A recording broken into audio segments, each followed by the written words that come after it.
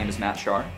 I am the founder of a strategic consultancy in Detroit called Brush Labs. All of us had just been completely loopy because none of us had gotten any sleep, and we were taking a shuttle from San Antonio to Austin. So I was on a bus with StartupBus members from New York and from Mexico City.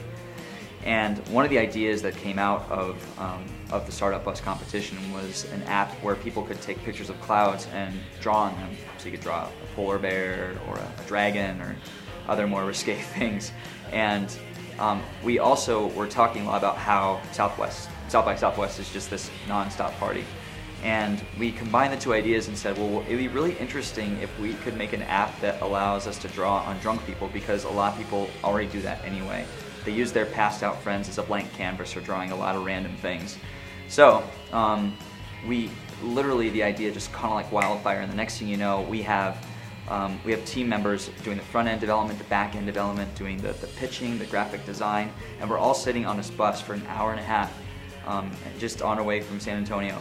And the next thing you know, we get to Austin, and we still want to keep working on it, and we make our way over to the Hilton, which was our first headquarters.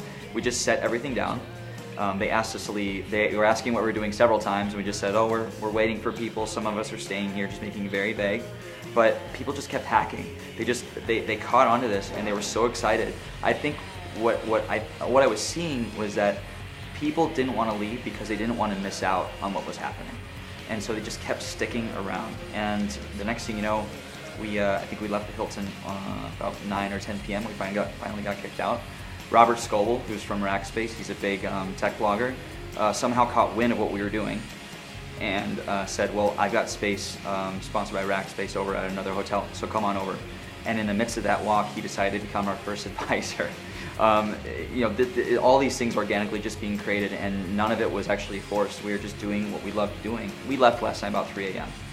and just reconvened sometime around 11 o'clock. People were still hacking. We had people communicating using the Twitter feed.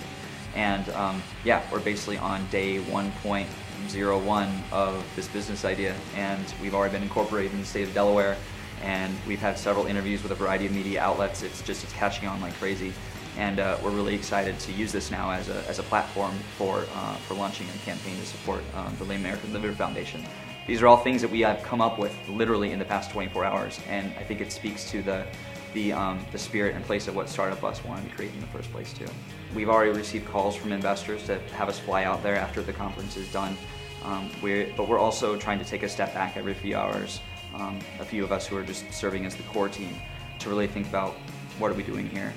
Does this have legs beyond what we're doing, or do we just button it up and send it and pack it home once South by is done? But my guess is that this is something that really has a lot of interesting traction that we want to continue to explore.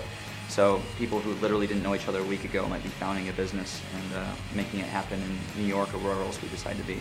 So I don't know.